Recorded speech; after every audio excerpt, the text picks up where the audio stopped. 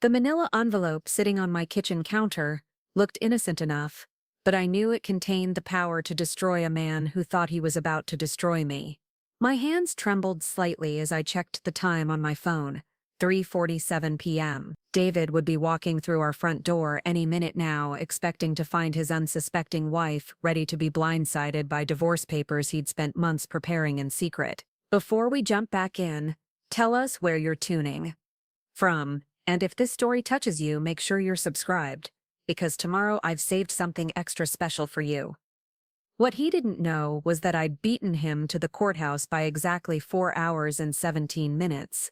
The irony wasn't lost on me that we'd both chosen the same Tuesday in March to end our marriage, but only one of us knew we were racing against time. While David believed he was executing a masterful plan to catch me off guard and secure the most favorable settlement possible, I was sitting in our suburban kitchen in Maplewood Heights, surrounded by evidence that would expose every lie he'd told over the past 8 months. My name is Sarah Mitchell, and at 34 I thought I understood the man I'd been married to for 11 years.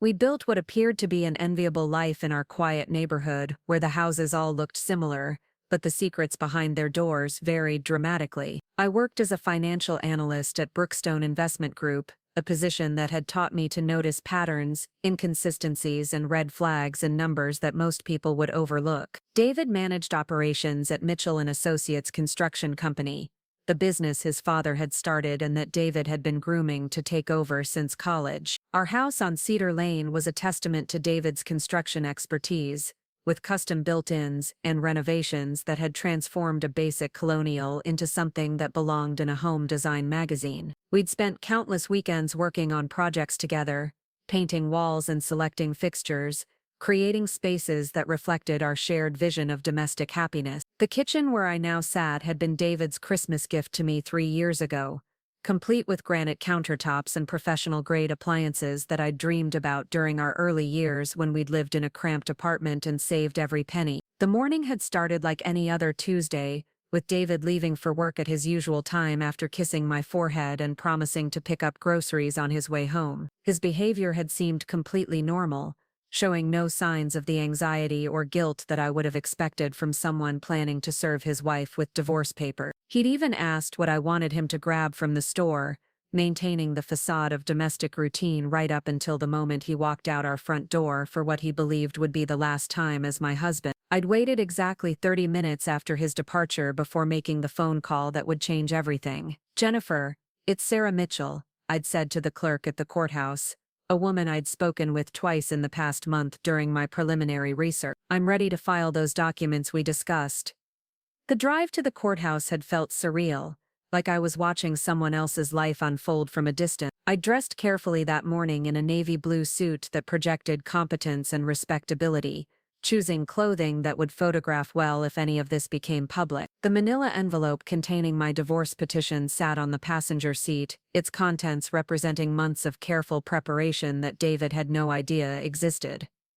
Jennifer had been expecting me, and the filing process moved with efficiency that surprised me. Within 20 minutes I'd officially filed for divorce, requested temporary restraining orders on all joint assets, and submitted a motion for emergency hearings based on evidence of financial misconduct that would make David's head spin. The official timestamp on my filing read 11:30 a.m., which meant I'd beaten David to the legal punch by what I suspected would be several hours. The courthouse steps felt different as I walked down them as a newly separated woman, though technically David wouldn't know about our changed status until he opened the envelope I'd left on the kitchen counter. I'd positioned it exactly where he always dropped his keys, impossible to miss but subtle enough that he might think it was mail or documents related to my work. Driving home, I'd allowed myself a moment of satisfaction that felt both justified and slightly vindictive. David had spent months planning what he thought would be a surprise attack, consulting with attorneys and moving assets while maintaining the pretense of marital harmony.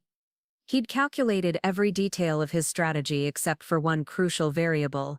He'd underestimated the woman he'd chosen to betray. The evidence that had made my morning's legal filing possible was the result of detective work that would have impressed the private investigators I'd considered hiring. It had started 6 months ago, with a discovery so small that another wife might have dismissed it entirely. David had always been meticulous about his appearance, but he'd begun paying attention to details that seemed inconsistent with his usual practical approach to grooming. New cologne that smelled nothing like the familiar scent I'd grown to associate with him. More frequent haircuts from a salon across town instead of his usual barbershop, and an interest in clothing brands that had never mattered to him before. The changes had been subtle enough that I might have attributed them to a midlife crisis or professional advancement, if not for my training in financial analysis. Numbers don't lie, and David's spending patterns had shifted in ways that told a story he didn't want me to read. Credit card statements showed charges at restaurants I'd never been to, purchases from stores that sold women's jewelry, and recurring monthly expenses that didn't correspond to any household needs I could identify. My first real breakthrough had come when David left his laptop open on our kitchen table while he showered one evening in January. I hadn't been snooping intentionally, but a notification had popped up on his screen from a messaging app I didn't recognize. The preview showed just enough text to make my stomach drop.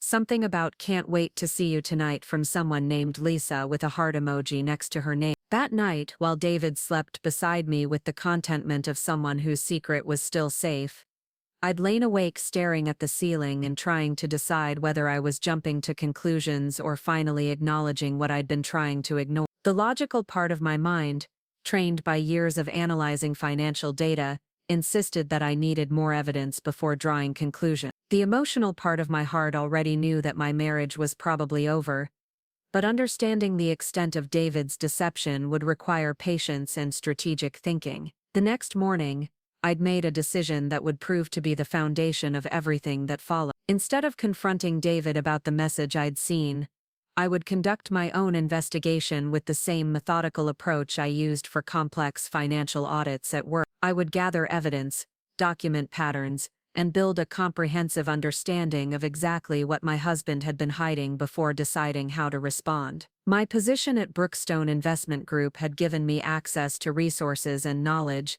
that most wives in my situation wouldn't have. I understood how to track financial transactions, identify hidden assets, and recognize the patterns that indicated deliberate deception. More importantly, I knew how to do all of this quietly and systematically, building a case that would be impossible to dispute or explain away. The first phase of my investigation had focused on our joint financial accounts and David's individual credit cards. What I discovered over the following weeks painted a picture of systematic preparation for a life that didn't include me. David had opened new accounts at banks where we'd never done business, established lines of credit using only his income and asset, and begun moving money out of our joint savings in amounts small enough to avoid triggering automatic notifications, but large enough to add up to significant sums over time. The restaurant charges that had initially caught my attention proved to be just the tip of a much larger iceberg. David had been systematically using our joint credit cards to finance what appeared to be an elaborate courtship, complete with expensive dinners, weekend getaways to hotels I'd never seen, and purchases from jewelry stores that specialized in the kind of gifts a man buys for a woman he's trying to impress. But David's financial misconduct extended beyond funding an affair. The deeper I dug into our accounts, the more evidence I found of deliberate preparation for a divorce that would leave me with as little as possible. Business assets that should have been considered marital property were being restructured in ways that would make them difficult to value or claim. Insurance policies had been modified to remove me as beneficiary, and investment accounts that I'd contributed to throughout our marriage were being systematically emptied and reinvested in instruments that only David could access. The most damaging discovery came when I found evidence that David had been consulting with divorce attorneys for at least 4 months. Credit card charges showed payments to 3 different law firms, suggesting that he'd been shopping for representation that would help him achieve the most favorable settlement possible. The consultations had apparently been productive, because David had begun implementing strategies that were clearly designed to minimize his financial exposure in a divorce. What David hadn't considered was that his wife possessed the exact skills necessary to uncover and document every aspect of his deception. My work at Brookstone regularly involved investigating financial irregularities and hidden assets for clients who suspected fraud or misrepresentation. The same techniques I used to protect my clients' interests could be applied to protecting my own,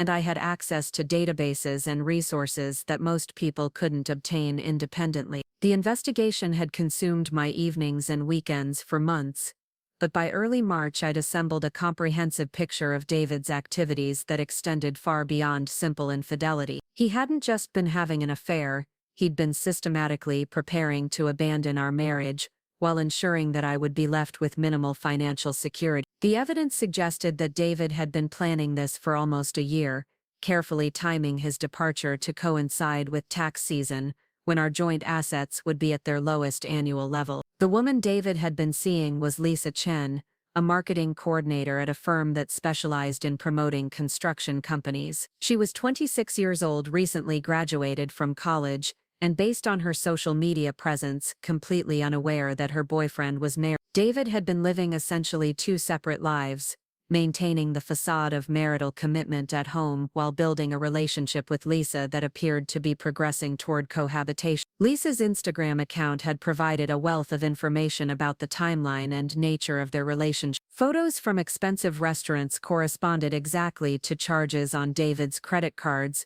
weekend trips to luxury hotels, matched his claims about work conferences, and jewelry she wore in her posts could be traced to purchases David had made with our joint fund. She'd been documenting their entire relationship without realizing she was creating evidence of financial fraud. But the most significant discovery had come just 2 weeks ago. Preparing and narrating this story took us a lot of time, so if you are enjoying it, subscribe to our channel. It means a lot to us. Now back to the story.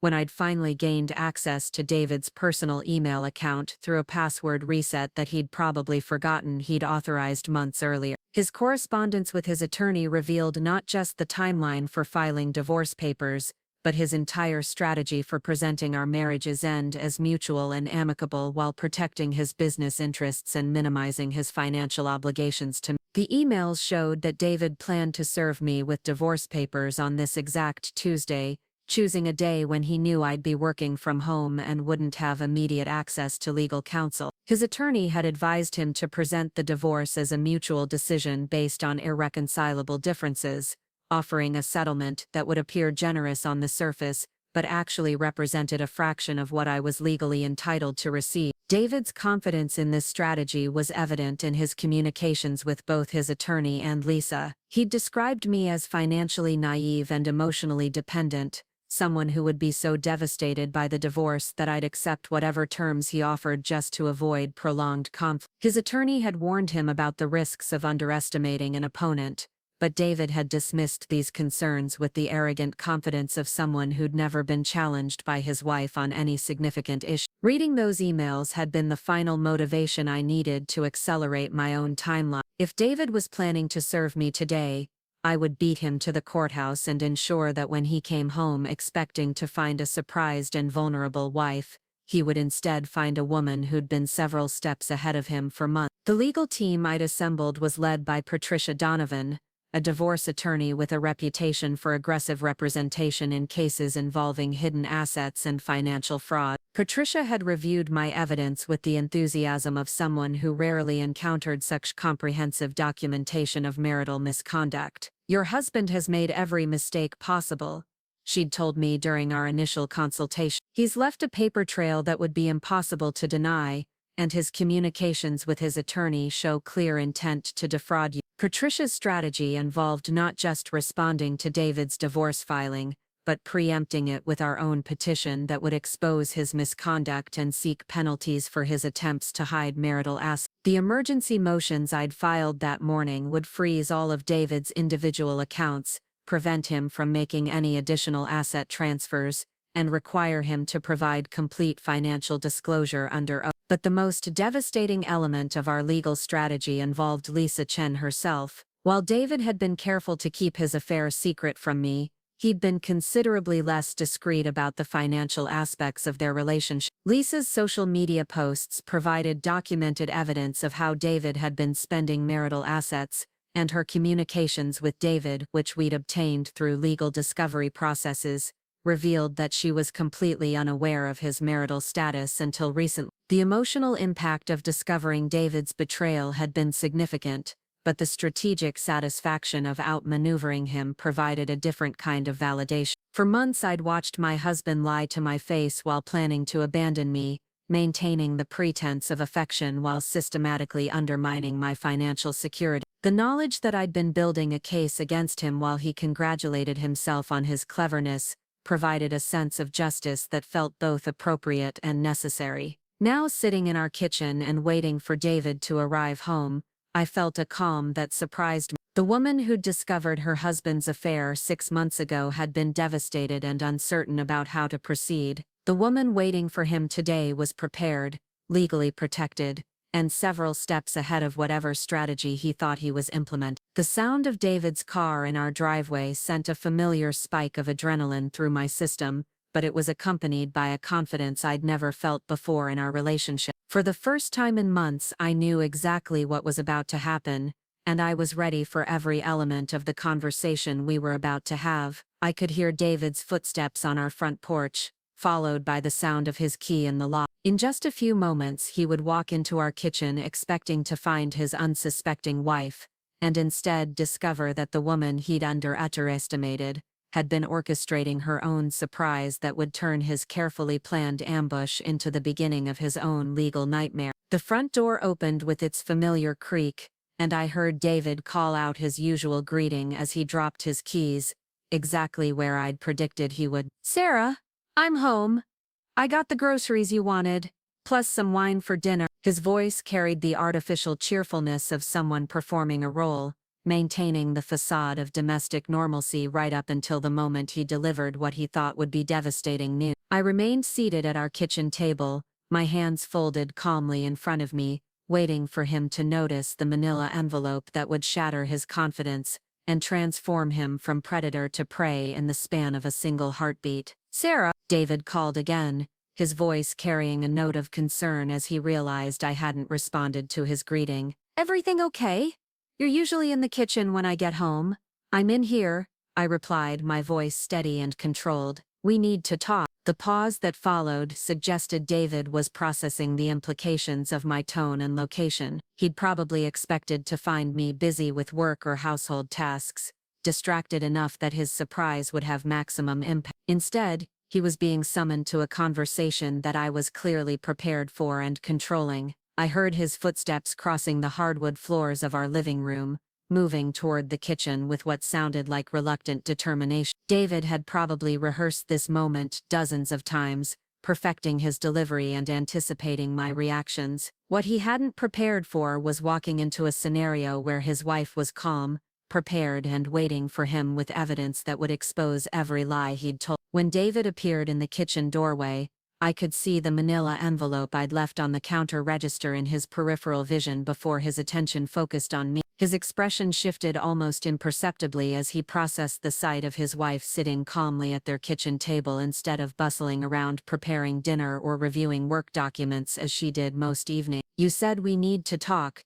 David said, his voice carefully neutral as he remained standing in the doorway. "Is everything all right? You seem different tonight." Different was an understatement that would prove to be prophetic. The woman David had left that morning was the same person who'd been accepting his lies and deceptions for months, trusting his explanations and believing his promises while he systematically prepared to abandon her. The woman waiting for him now had spent the day filing legal documents that would expose every aspect of his betrayal and ensure that his carefully planned surprise became his own undoing. "There's an envelope on the counter that I think you should open," I said, gesturing toward the manila packet that contained divorce papers bearing his name, "though I suspect you might have brought your own paperwork to share with me tonight." The color drained from David's face as he realized that somehow impossibly, his surprise had been turned against him. His eyes moved from the envelope to my face, searching for some explanation of how his secret plan had been discovered and preempted by a wife he'd dismissed as too trusting and naive to mount any meaningful opposition. "Sarah, I don't understand," David said, though his voice suggested he was beginning to understand exactly how thoroughly his strategy had backfired. "What kind of paperwork are you talking about?" "The kind that officially ends a marriage," I replied calmly, watching as the implications of my words registered in his expression. "Though judging by your reaction, I suspect you're familiar with that type of document. Perhaps you have some of your own to share. The moment of truth had arrived, and David's carefully rehearsed plan was crumbling before he'd even had a chance to implement it. The woman he'd planned to blindside was clearly in control of the situation, and the envelope containing his divorce papers was sitting on our kitchen counter like evidence of his failed strategy. What happened next would determine whether David tried to maintain his deception or finally acknowledged the truth about what he'd been planning. But regardless of how he chose to respond, the balance of power in our relationship had shifted permanently, and the man who'd thought he was orchestrating my destruction was about to learn that he'd actually orchestrated his own. David's hand trembled as he reached for the manila envelope, his confident demeanor evaporating like morning fog. The man who'd walked through our front door expecting to deliver devastating news was now moving with the hesitant uncertainty of someone whose entire world had shifted without warning. I watched his face as he processed the official court documents, each page revealing another layer of the comprehensive legal strategy I'd been building while he congratulated himself on his supposed cleverness. The silence stretched between us as David absorbed the reality of what he was reading. His divorce papers, the ones he'd planned to serve me with dramatic timing, remained hidden somewhere in his briefcase or car, now rendered meaningless by the documents that bore timestamps from that morning's courthouse filing. I'd beaten him to the legal punch by hours,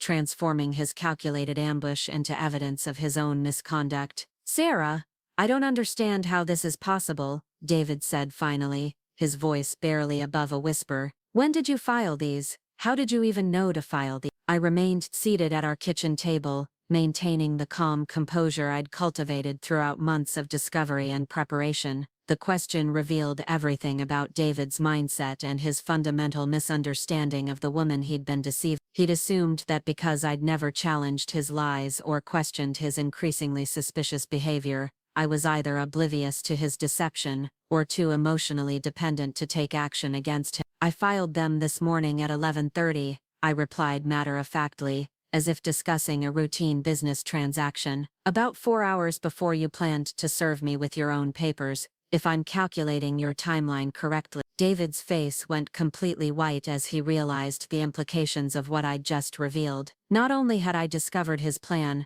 but I'd been sufficiently prepared to preempt it with my own legal filing. The careful strategy he'd developed with his attorney, the timeline he'd crafted to maximize his advantage, the element of surprise he'd counted on, all of it had been not just neutralized but turned against him. "You knew," he said, the words carrying a mixture of shock and something that might have been admiration. "You've known about everything, haven't you? The whole time I thought I was being so careful, you were watching and planning." I nodded slowly, allowing him to process the full scope of what he'd walked into. David had spent months believing he was the strategic mastermind of our marriage's end, carefully orchestrating every detail to ensure his maximum benefit and my minimal resistance. The revelation that his supposedly naive wife had been several steps ahead of him throughout his entire deception was clearly devastating to his self-image as the clever manipulator in our relationship. "How long have you known?" David asked, sinking into the chair across from me, as if his legs could no longer support his weight.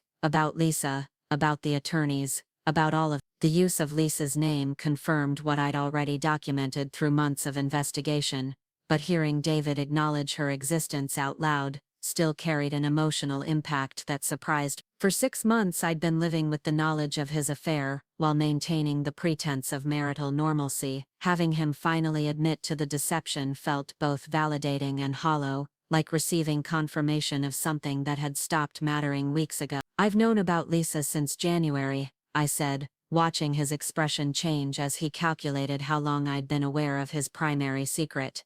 "I've known about the financial transfers since December, the attorney consultations, the asset restructuring, the timeline for serving me with divorce papers. I've been tracking all of it." David buried his face in his hands as the full extent of his exposure became clear. Every conversation with his attorney, every romantic dinner with Lisa, every financial transaction designed to minimize my settlement, all of it had been conducted under the assumption that I was unaware and unprepared. The discovery that I'd been documenting his every move, while he planned my financial destruction, was clearly more devastating than he'd been prepared to handle.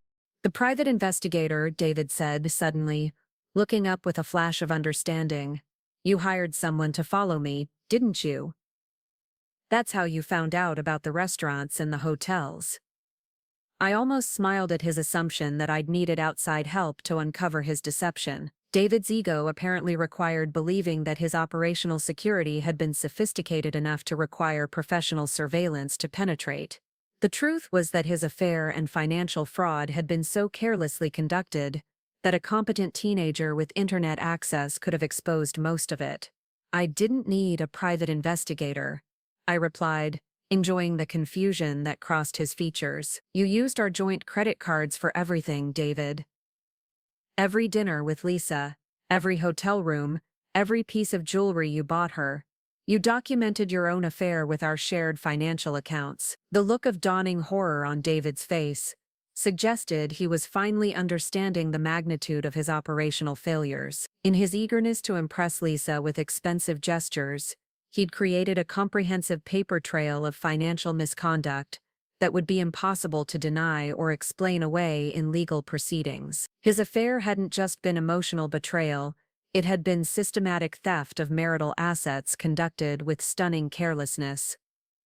But the other evidence, David pressed, clearly struggling to understand how thoroughly he'd been outmaneuvered. The attorney meetings, the asset transfers, the conversations about settlement strategy.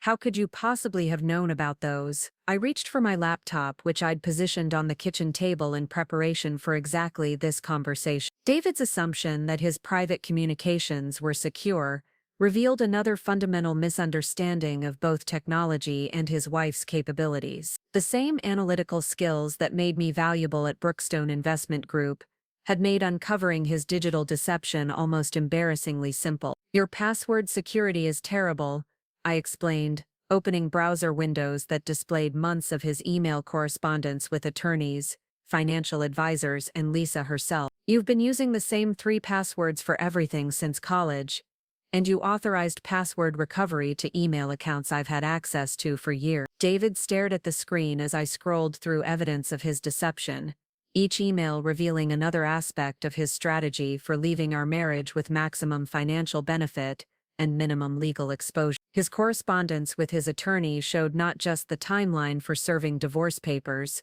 but detailed discussions about hiding business assets and presenting our separation as mutual and amicable. Jesus Christ, Sarah, David whispered, as the scope of his exposure became clear. You've seen everything, haven't you?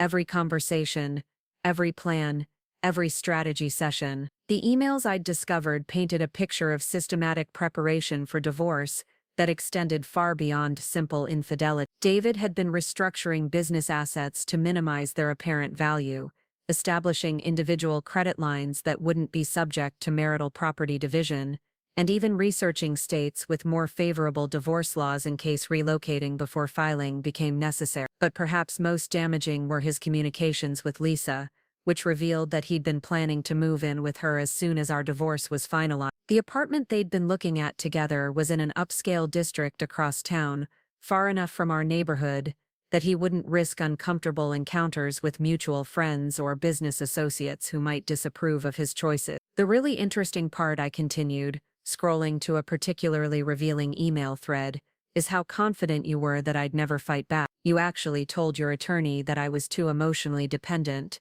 and financially naive to mount meaningful opposition to whatever settlement you proposed. David's attorney had warned him repeatedly about the risks of underestimating an opponent in divorce proceedings, but David had dismissed these concerns with arrogant certainty about his ability to manipulate me. His emails described me as someone who would be so grateful for any financial security that I'd accept whatever terms he offered without question.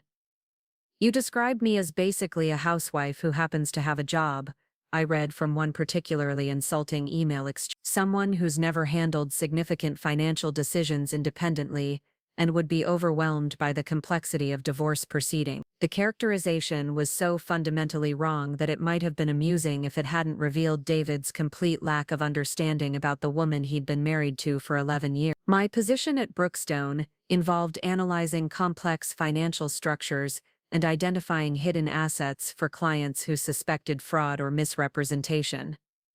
The skills I used professionally were exactly what had been needed to uncover and document David's misconduct. I never meant those things the way they sounded, David said weakly, recognizing that his written words would be difficult to explain away in legal proceedings. I was just trying to reassure my attorney that we could handle the divorce efficiently without unnecessary complication. Efficiently, I repeated, savoring the irony of his word choice.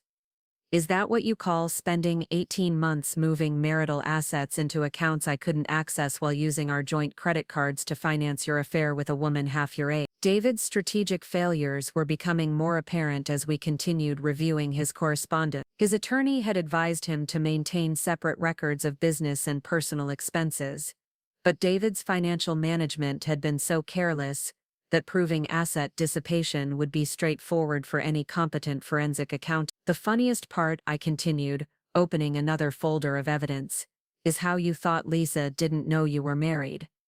She's been posting photos of jewelry you bought her with our money while tagging locations of restaurants where you told me you were attending business dinners. Lisa Chen's social media presence had provided a goldmine of evidence that David apparently never considered might be problematic. Her Instagram account documented their entire relationship with photos, dates, and locations that corresponded perfectly to charges on his credit cards and gaps in his supposed work schedule.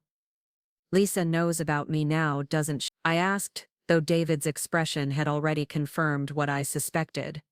When did you finally tell her that her boyfriend was married and planning to leave his wife for her? David's pause revealed that this conversation had been recent and probably hadn't gone as smoothly as he'd hoped. Lisa was young enough that she might have romantic ideas about relationships that didn't include being complicit in someone else's marriage destruction. Learning that she'd been an unknowing participant in financial fraud might have changed her perspective on their future together. I told her last week, David admitted reluctantly. She didn't take it well. She thought I'd been divorced for months, based on things I'd said about living situations and future plans. I could imagine how that revelation had been received by a 26-year-old who'd probably never been involved with a married man before. Lisa's social media posts had suggested someone who romanticized relationships and believed in honest communication. Discovering that her boyfriend had been systematically lying to both his wife and his girlfriend would have been devastating to someone with her apparent values. Is she still planning to move in with you? I asked, curious about whether David's relationship with Lisa would survive the exposure of his deception.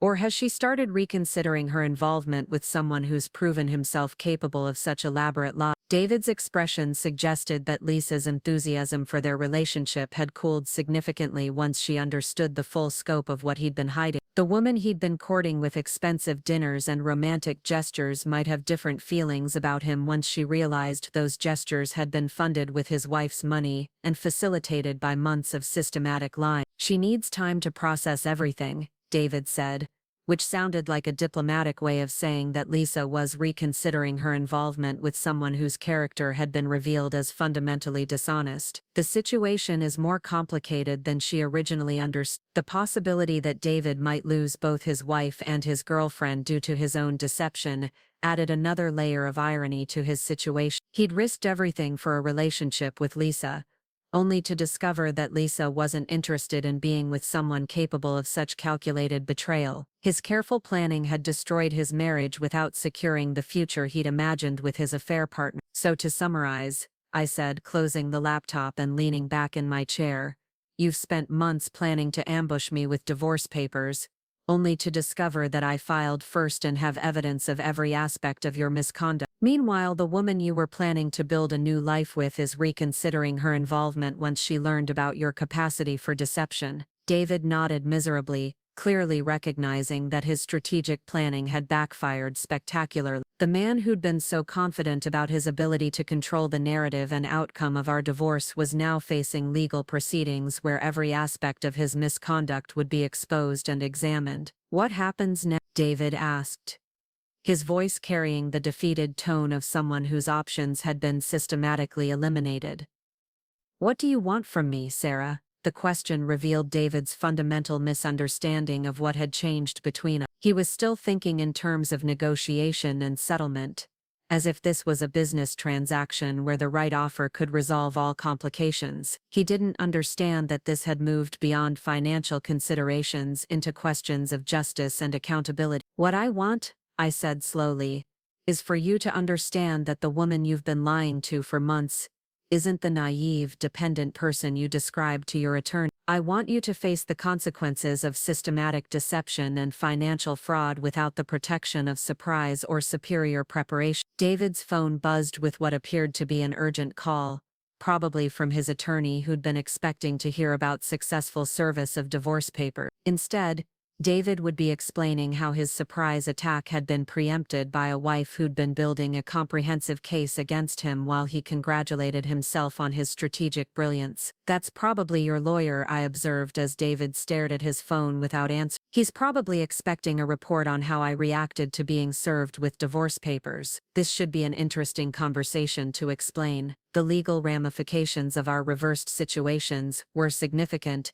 and would require David's attorney to completely restructure their strategy. Instead of controlling the timeline and narrative of our divorce, they would be responding to legal motions that exposed David's misconduct and sought penalties for his attempts to hide marital assets. "I need to call him back," David said, standing from the table with the unsteady movement of someone whose equilibrium had been fundamentally disrupted. "I need to understand what this means for everything we've planned." "What it means," I replied calmly, "is that every strategy you've developed was based on false assumptions about my awareness and preparedness. Your attorney is going to need to explain to a judge why his client was systematically moving assets and planning financial fraud while claiming the marriage was ending by mutual agreement." David left the kitchen to make his phone call, probably hoping for privacy while he explained to his attorney how thoroughly their strategy had been compromised. I remained at the table, reviewing the documents that would transform our divorce from David's carefully orchestrated surprise into my methodical dismantling of his deception. Through the walls, I could hear fragments of David's increasingly agitated conversation with his attorney. Words like comprehensive evidence and asset freeze suggested that his lawyer was beginning to understand the magnitude of the legal challenges they would be facing. The emergency motions I'd filed that morning would prevent David from making any additional asset transfers while requiring him to provide complete financial disclosure under penalty of perjury. The forensic accounting ordered by the court would trace every dollar he'd moved from our joint accounts, making it impossible for him to claim ignorance about the source of funds he'd used to finance his affair. More significantly, the evidence of his communications with Lisa and his attorney would establish a pattern of deliberate deception that would influence every aspect of our divorce settlement. Judges didn't appreciate litigants who attempted to manipulate legal proceedings through fraud and misrepresentation, and David's written communications provided clear evidence of his intent to deceive both me and the court. David returned to the kitchen after 20 minutes of what sounded like an increasingly difficult conversation with his attorney. His expression had shifted from shock to something approaching panic as he began to understand the full implications of his legal exposure. "My lawyer wants to meet with me first thing tomorrow morning," David said, his voice carrying the strained tone of someone whose carefully constructed plans had collapsed entirely. "He says the emergency motions you filed create serious complications for our defense strategy." Defense strategy was an interesting way to characterize what had originally been planned as an offensive legal action designed to catch me unprepared and vulnerable. The transformation from attacking to defending illustrated how completely the balance of power had shifted in our legal proceedings. "What kind of complications?" I asked, though I already knew from my conversations with Patricia Donovan exactly what challenges David's attorney would be facing. "Does he think the evidence of financial misconduct might be problematic for your case?" David's laugh carried no humor, just the bitter recognition of someone whose overconfidence had led to comprehensive defeat. "Problematic is one way to put it. He's more concerned about potential criminal liability for some of the financial transfers and asset concealment." The mention of criminal liability wasn't surprising, given the systematic nature of David's financial misconduct. Moving marital assets into individual accounts while planning a divorce could be prosecuted as fraud, especially when combined with evidence of deliberate deception about the source and purpose of those transfers. "Criminal liability," I repeated thoughtfully, as if considering this possibility for the first time rather than having discussed it extensively with my attorney during our preparation. That does sound serious. I suppose using joint credit cards to finance an extramarital affair while hiding assets from your spouse might create legal complications beyond simple divorce proceedings. David's face had taken on a grayish pallor that suggested he was finally grasping the potential consequences of his actions. The confident businessman who'd been planning to start fresh with Lisa was now facing the possibility of criminal prosecution for financial fraud. My attorney wants to discuss plea negotiations, David continued, each word seeming to cause him physical pain. He thinks cooperation and full disclosure might be the best strategy for minimizing potential penalty. Plea negotiations implied that David's attorney had reviewed the evidence and concluded that defending against the charges would be futile. The comprehensive documentation of his misconduct made denial impossible, leaving cooperation as his only viable strategy for damage control. That sounds like practical advice, I agreed, maintaining the calm tone that had characterized our entire conversation. Complete honesty about your financial activities over the past 18 months would certainly be a refreshing change from your usual approach. The irony wasn't lost on either of us that David was now being advised to embrace the honesty and transparency he'd been avoiding throughout our marriage. The man who'd built his affair and divorce strategy on systematic deception was discovering that legal proceedings required exactly the kind of truthfulness he'd been unable to provide his wife. Sarah, I know this doesn't mean much now, but I never intended for things to get this complicated, David said, his voice carrying what sounded like genuine regret. I thought I could handle the divorce cleanly without anyone getting hurt unnecessarily. Cleanly, I repeated, finding his word choice particularly fascinating. Is that what you call moving 18 months of marital assets into accounts I couldn't access while using our joint credit cards to court another woman? Because most people would call that theft and adultery, not clean relationship management. David's definition of clean apparently included systematic financial fraud as long as it was conducted quietly enough that his wife wouldn't notice until after the fact. His regret seemed focused on getting caught rather than on the inherent wrongness of his actions. I meant that I wanted to avoid a contentious divorce, David clarified, though his explanation only highlighted how fundamentally he'd misunderstood the nature of what he'd been doing. I thought if I could arrange things so you'd be financially secure, you'd accept the settlement without fighting. The settlement David had originally planned to offer would have left me with approximately 30% of our actual marital assets, while he kept control of the business and investment accounts that represented the bulk of our wealth. His definition of financial security apparently meant having enough money to survive while he retained everything of significant value. Your original settlement offer was generous in the sense that it would have allowed me to rent a small apartment and maintain basic living expenses. Very thoughtful of you to ensure I wouldn't be completely destitute after you finished stealing everything we'd built together. David's phone rang again, this time with a call from someone whose name on his screen made him look even more uncomfortable. Lisa Chen was apparently ready to discuss her feelings about dating a married man who'd been using his wife's money to finance their relationship. You should probably take that, I suggested, curious about how Lisa was processing the revelation that her romantic relationship had been built on financial fraud and systematic deception. She might have questions about whether the jewelry you bought her needs to be returned as evidence of asset dissipation. David stared at his phone as it continued ringing, clearly torn between his desire to reassure Lisa and his recognition that any conversation with her might create additional legal complications. His attorney had probably advised him to minimize contact with anyone who might be called as a witness in our proceedings. She's probably upset about being dragged into legal proceedings, David said, letting the call go to voicemail. This isn't what she signed up for when we started dating. What she signed up for was dating someone she thought was available and financially independent, I corrected, learning that she's been participating in someone else's marital destruction while wearing jewelry purchased with stolen money. Probably wasn't part of her relationship goal. Lisa's situation was actually somewhat sympathetic, despite her role in destroying my marriage.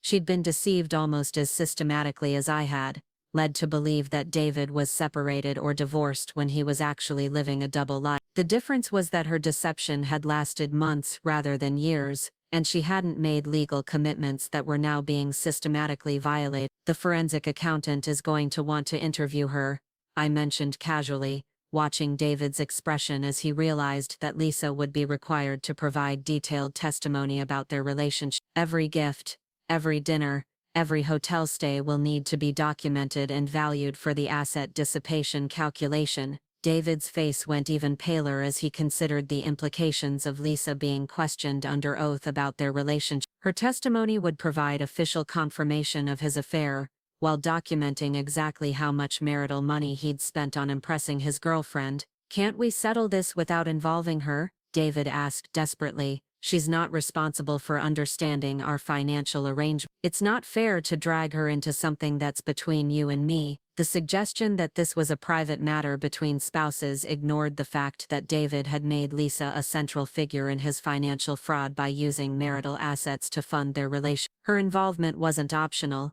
it was essential to documenting the scope of his misconduct. "Lisa became involved the moment you started using our joint credit cards to pay for her dinners," I explained patiently. "Every expensive restaurant, every piece of jewelry, every romantic weekend was funded with money that belonged to both of us. That makes her a material witness to financial fraud, whether she understood that at the time or not." David's attorney had probably already explained that Lisa's cooperation would be essential for any plea negotiation David might attempt. Her testimony about gifts and expenses would help establish the full scope of asset dissipation while demonstrating David's systematic use of marital funds for personal benefit. "What if I paid back everything I spent on her?" David asked, grasping for solutions that might minimize his legal exposure.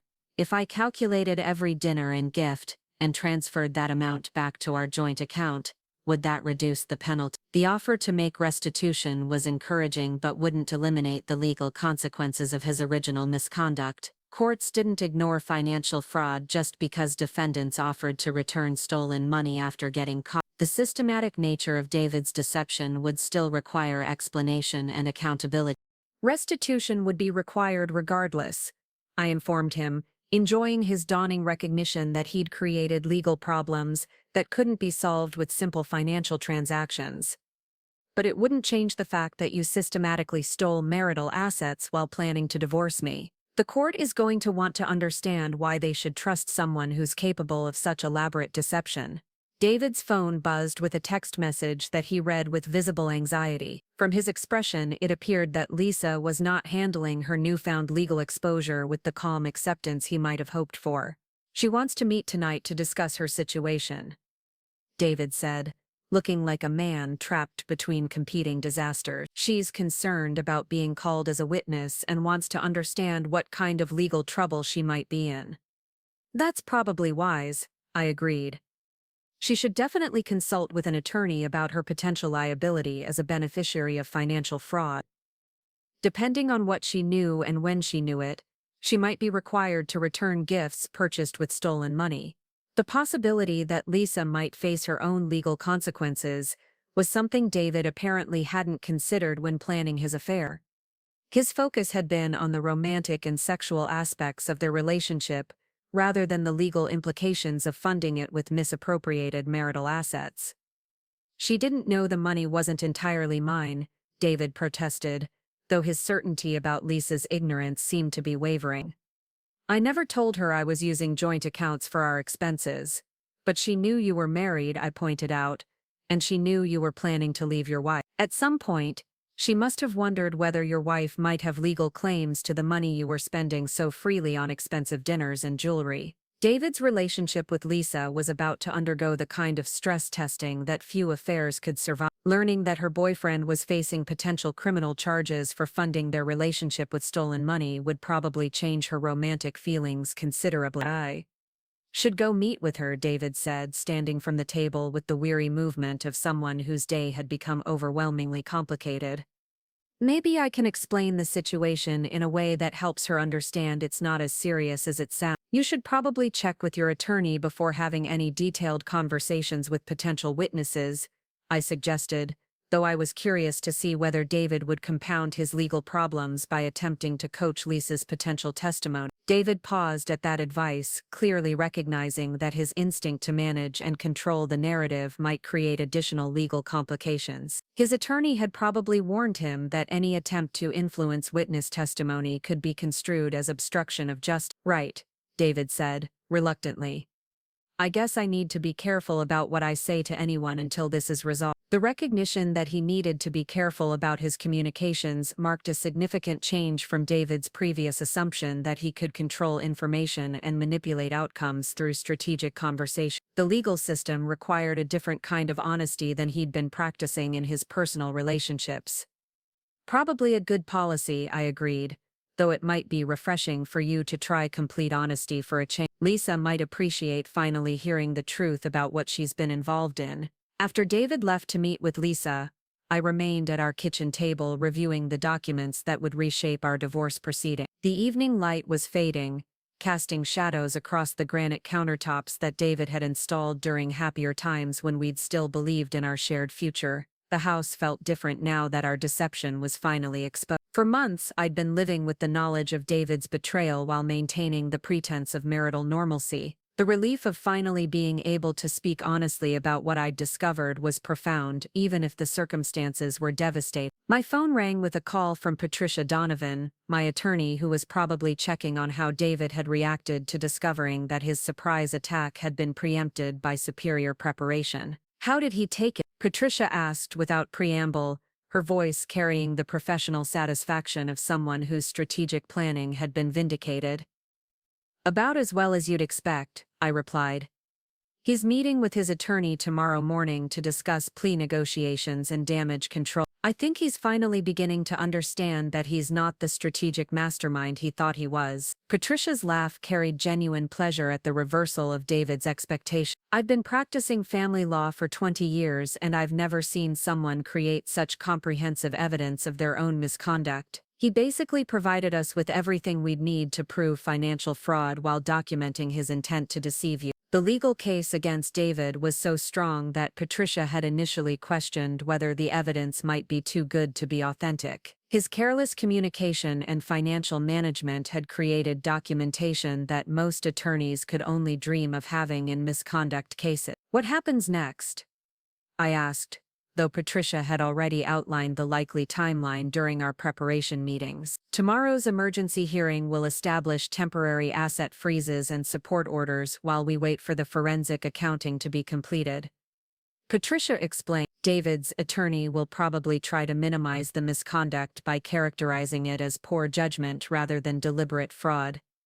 But the evidence makes that defense difficult to maintain. The forensic accounting would trace every dollar David had moved from our joint accounts while documenting exactly how much marital money he'd spent on his affair with Lisa. The systematic nature of his financial deception would be impossible to explain away as simple carelessness or poor record-keeping. How long before we have a final settlement? I asked, curious about the timeline for resolving legal proceedings that had been set in motion by David's attempted ambush. Given the complexity of the financial issues and David's cooperation with full disclosure, probably 6 to 8 months.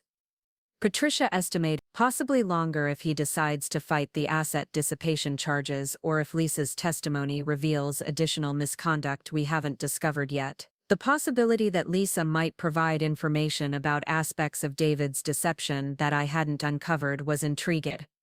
Her perspective on their relationship might reveal conversations or activities that would further establish his systematic planning for abandoning our marriage. Do you think she'll cooperate with the investigation? I asked, wondering whether Lisa would try to protect David or focus on minimizing her own potential legal exposure. Young women facing potential criminal liability tend to be very forthcoming about their boyfriend's misconduct. Patricia observed with the dry humor of someone who'd handled many similar cases, especially when they realized their romantic relationship was built on lies and funded with stolen money. Lisa's cooperation would probably provide the final pieces of evidence needed to establish the full scope of David's financial fraud. Her testimony about gifts and expenses would help calculate exactly how much restitution he'd owe, while documenting his systematic use of marital assets for personal benefit. After ending my call with Patricia, I walked through our house reviewing the spaces David and I had created together during 11 years of marriage. The custom built-ins in our living room, the renovated master bathroom, the kitchen where we'd just had our confrontation, all of it represented a shared life that David had been systematically dismantling while I believed we were building toward a secure future. The emotional impact of David's betrayal was significant, but it was tempered by the satisfaction of having outmaneuvered someone who'd underestimated my capabilities and resolve. The woman David had dismissed as financially naive and emotionally dependent had proven capable of strategic thinking that exceeded his own supposed business acumen. Tomorrow would bring legal proceedings that would expose every aspect of David's deception while ensuring that his attempt to manipulate our divorce settlement backfired completely. The man who'd planned to surprise me with divorce papers would instead find himself defending against charges of financial fraud while explaining to a judge why he'd systematically lied to his wife for months. The victory felt both personal and professional, validation that the analytical skills I'd developed at Brookstone could be applied to protecting my own interests when necessary. David had calculated that his wife would be too trusting and unprepared to mount effective opposition, but he'd fundamentally misunderstood both my capabilities and my determination to ensure that his betrayal didn't go unpunished. As I prepared for bed in the master bedroom David and I had shared for years, I reflected on how completely the dynamics of our relationship had changed in the span of a single afternoon. The man who'd left that morning expecting to deliver devastating news had returned to find his wife calm, prepared, and several steps ahead of his supposedly clever strategy. The divorce proceedings would continue for months, but the outcome was no longer in doubt. David's comprehensive misconduct had been documented and exposed, transforming his calculated ambush into evidence of his own systematic fraud.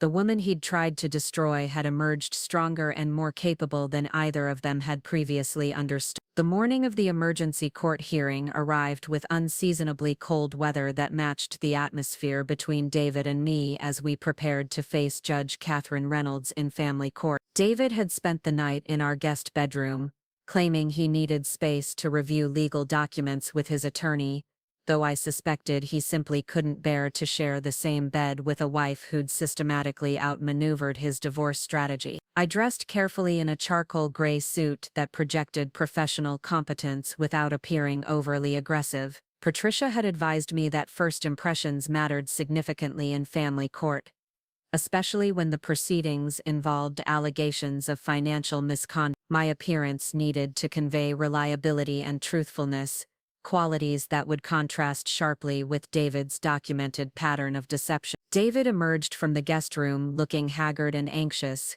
his usual confident demeanor replaced by the uncertain movements of someone whose world had fundamentally shifted overnight. His expensive suit couldn't disguise the fact that he was now the defendant in legal proceedings that would expose every aspect of his carefully hidden misconduct. "Sarah, before we go to court, I want you to know that I never intended for any of this to hurt you the way it obviously has," David said as we stood in our kitchen, the same space where his plans had unraveled just hours earlier. "Whatever happens today, I hope you can understand that I was trying to handle a difficult situation in what I thought was the best way for everyone involved." His attempt at an apology revealed how fundamentally he still misunderstood what he'd done and why it was problematic. David continued to frame his systematic deception as poor judgment rather than deliberate fraud, apparently believing that good intentions could somehow excuse months of lying and financial manipulation. "David, you spent 18 months moving our assets into accounts I couldn't access while using our joint credit cards to finance an affair," I replied calmly, gathering the documents I'd need for the hearing. "That wasn't poor judgment. It was systematic theft accompanied by elaborate deception. The court isn't going to be impressed by your claim that you meant well while you were stealing from your wife." David's expression shifted from hopeful contrition to something approaching panic, as he seemed to finally grasp that his misconduct couldn't be explained away with expressions of regret or claims about good intention. The legal system would evaluate his actions rather than his stated motivations, and those actions painted a clear picture of deliberate financial fraud. The drive to the courthouse was conducted in silence, both of us lost in our own thoughts about what the day would bring. David was probably calculating potential penalties and wondering whether his relationship with Lisa would survive the stress of criminal liability and public exposure. I was reviewing the evidence Patricia and I had compiled, ensuring that we were prepared to respond to whatever defense strategy David's attorney might attempt. The courthouse parking lot was busier than I'd expected for an early morning hearing, with attorneys and clients hurrying toward the building while juggling briefcases and coffee cups. The mundane normalcy of the scene felt surreal given the significance of what was about to unfold inside those walls. Patricia was waiting for us near the security checkpoint, her professional confidence providing a stark contrast to the nervous energy radiating from David and his attorney Richard Thornton. Thornton was a man in his 50s with the kind of expensive suit and practiced demeanor that suggested he specialized in damage control for wealthy clients who'd made catastrophic personal decisions. "Good morning, Sarah," Patricia said warmly, though her greeting to David was considerably more formal. "I trust everyone is prepared for what should be a straightforward hearing about asset protection and temporary support order." Thornton's attempt at a confident response was undermined by the perspiration visible on his forehead despite the cool morning air. The emergency motions Patricia had filed created legal challenges that would be difficult to defend, especially given the comprehensive evidence of David's misconduct. "We're prepared to discuss reasonable temporary arrangements," Thornton replied carefully, "though we believe some of the allegations in the emergency motions may be overstated, given the complexity of modern marital financial management." Patricia's smile carried the satisfaction of someone whose case was built on irrefutable evidence. "The financial records speak for themselves, Mr. Thornton. Your client's use of joint credit cards to finance an extramarital relationship while systematically moving assets into individual accounts isn't complex, it's fraud." The courtroom itself was smaller than I'd expected, with wood-paneled walls and fluorescent lighting that gave everything a slightly institutional feel. Judge Catherine Reynolds was a woman in her early 60s with gray hair, and the no-nonsense demeanor of someone who'd spent decades evaluating human misconduct in family court proceedings. "This is an emergency hearing regarding the Mitchell divorce case," Judge Reynolds announced as we took our seats at the respective counsel tables. "I've reviewed the initial filings and supporting documentation. This appears to involve allegations of significant financial misconduct during the marriage." Patricia stood to present our case with the organized efficiency of someone who'd prepared meticulously for this moment. "Your Honor, the evidence demonstrates that Ms. Mitchell engaged in systematic asset dissipation and financial fraud while planning to divorce his wife. The emergency motions seek to prevent further misconduct while ensuring accurate disclosure of all marital assets." The evidence Patricia presented was overwhelming in its scope and clarity. Bank statements showing David's systematic movement of funds from joint accounts to individual investments, credit card records documenting his use of marital money to finance his affair, and email communications revealing his explicit plan to minimize my settlement, while maximizing his own financial protection. Judge Reynolds reviewed each document with the methodical attention of someone accustomed to evaluating complex financial evidence. Her expression remained neutral, but I could see her taking careful notes as Patricia outlined the timeline of David's deception. "Mr. Thornton, how does your client respond to these allegations?" Judge Reynolds asked after Patricia concluded her presentation. Thornton's defense strategy appeared to focus on characterizing David's misconduct as poor communication rather than deliberate fraud.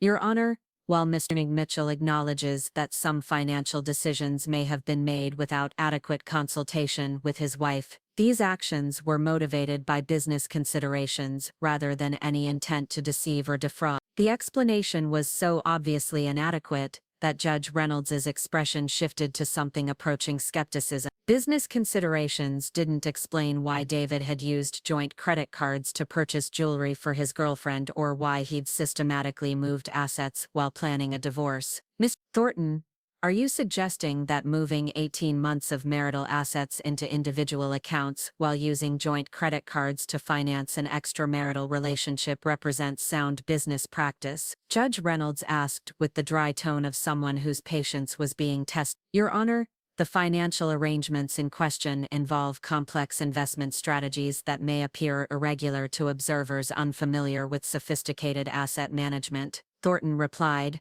though his confidence was clearly wavering under judicial scrutiny. Patricia's response demolished Thornton's explanation with surgical precision. Your Honor, Mr. Mitchell's sophisticated asset management included using joint credit cards to pay for hotel rooms where he conducted his affair while claiming to his wife that he was attending business conference. This isn't complex investment strategy, it's systematic deception and theft. The evidence Patricia had compiled made David's misconduct impossible to deny or minimize. Email communications with his attorney revealed explicit discussions about hiding assets and manipulating settlement negotiations, while his correspondence with Lisa documented the timeline and extent of their relationship. Judge Reynolds's questioning of David directly was particularly devastating. Under oath, he was forced to acknowledge that he'd moved substantial assets without my knowledge, used joint credit cards for personal expenses related to his affair,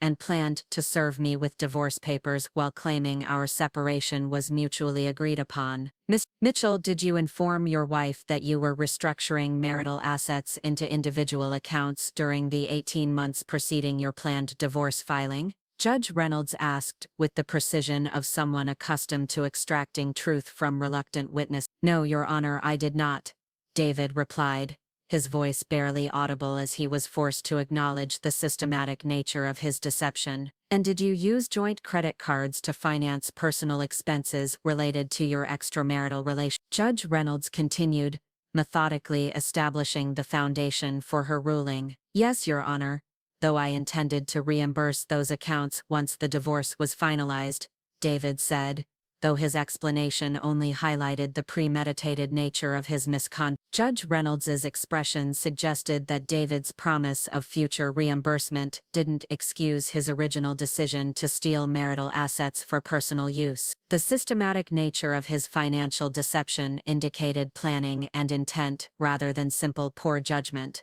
Ms. Mitchell, the evidence suggests that you spent substantial marital assets on an extramarital relationship while simultaneously moving other assets into accounts your wife couldn't access. Judge Reynolds observed, how do you explain this pattern of behavior as anything other than deliberate fraud? David's attempt to answer revealed how thoroughly unprepared he was for direct judicial questioning. His explanation about business investments and complex financial planning sounded increasingly desperate as Judge Reynolds pressed him for specific details about his decision-making process. Your Honor, I was attempting to protect our assets during a period of marital uncertainty, David said, though his words carried no conviction and even less credibility given the evidence of his misconduct. By moving them into accounts your wife couldn't access while using joint funds to finance your affair, Judge Reynolds replied with the kind of skeptical tone that suggested David's explanation wasn't persuading anyone in the courtroom. The testimony from Lisa Chen, who'd been subpoenaed to appear as a witness, provided additional confirmation of David's systematic deception. Lisa appeared nervous but determined to tell the truth about their relationship, probably hoping that cooperation would minimize her own potential legal exposure. Miss Chen, did Mr. Mitchell inform you that he was married when you began your relation? Patricia asked during her examination of Lisa as a witness. He told me he was separated and that his divorce was nearly finalized, Lisa replied, her voice shaking slightly as she realized the implications of her testimony. He said his wife was aware of the situation and that they were handling everything amicably. Did Mr. Mitchell ever indicate that the money he spent on your relationship came from joint accounts that included his wife's contribution? Patricia continued, systematically establishing the extent of David's deception. No, he never mentioned joint accounts, Lisa said, glancing nervously at Dave. He always presented himself as financially independent and successful enough to afford expensive dinners and gifts without affecting anyone else. Lisa's testimony painted a picture of systematic lying that extended beyond his deception of me to include manipulation of his affair partner. David had created elaborate fictional narratives for both relationships, maintaining contradictory stories that served his immediate purposes while ignoring the inevitable consequences of discovery. Miss Chen, did you maintain records of gifts and expenses that Mr. Mitchell provided during your relationship? Patricia asked, moving toward the financial evidence that would help calculate asset dissipation. I have photos on social media and some receipts, Lisa replied reluctantly. I didn't think I'd need to document everything for legal purposes. I thought David was available, and that our relationship was straightforward. The social media evidence Patricia presented showed Lisa wearing jewelry that could be traced to specific purchases on David's credit cards, dining at expensive restaurants, whose charges appeared on our joint account statements, and traveling to luxury hotels during weekends, when David had claimed to be attending business conferences. Judge Reynolds reviewed this evidence with the methodical attention of someone calculating financial damages. Each Instagram post from Lisa represented marital money that David had spent on impressing his girlfriend while claiming to be a separated man, handling his divorce responsibly. Mr. Mitchell, the evidence suggests you spent approximately $78,000 of marital assets on your extramarital relationship over an 18-month period. Judge Reynolds observed after reviewing the financial analysis. How do you justify this expenditure of joint funds without your wife's knowledge or consent?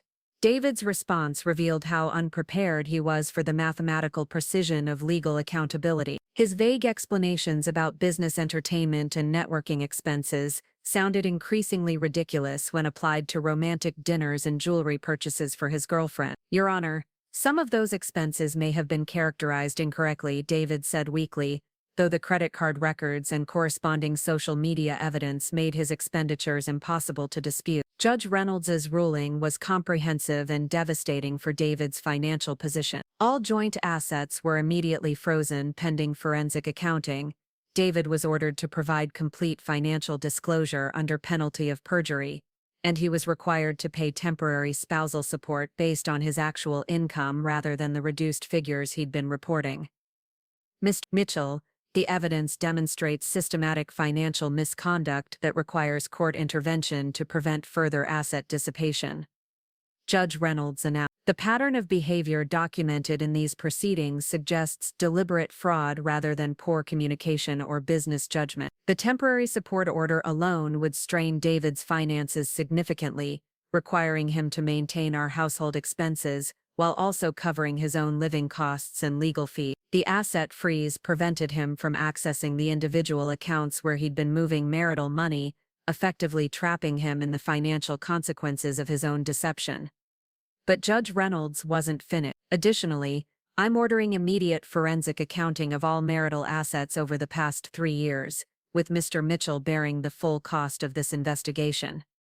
Any assets found to have been improperly transferred will be restored to the marital estate with interest and penalty. The forensic accounting would trace every dollar David had moved from our joint accounts while documenting exactly how much marital money he'd spent on his affair. The systematic nature of his financial deception would be exposed in detail, making it impossible for him to claim ignorance or minimize the scope of his misconduct. Furthermore, Judge Reynolds continued, I'm referring this matter to the District Attorney's Office for review of potential criminal charges related to financial fraud and asset concealment. The systematic nature of Mr. Mitchell's conduct suggests violations that extend beyond civil divorce proceedings. The mention of potential criminal charges visibly shocked David, who'd apparently never considered that his marital misconduct might result in prosecution. His attorney immediately requested a recess to confer with his client, probably explaining the serious implications of criminal referral. Your Honor, we request time to review these orders and consider our response, Thornton said, his professional composure clearly strained by the comprehensive defeat his client had just suffered. Mr. Thornton, your client will have ample time to review these orders while complying with them, Judge Reynolds replied with finality.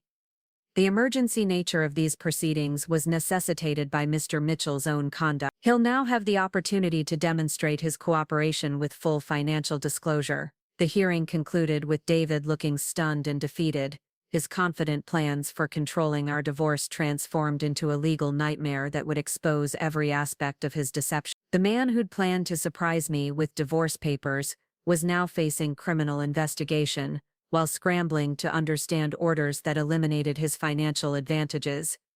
Outside the courtroom, Patricia's satisfaction was evident as she reviewed the comprehensive victory we'd achieved. I've been practicing family law for 2 decades, and I've rarely seen such complete judicial recognition of financial misconduct, she said as we walked toward the parking garage.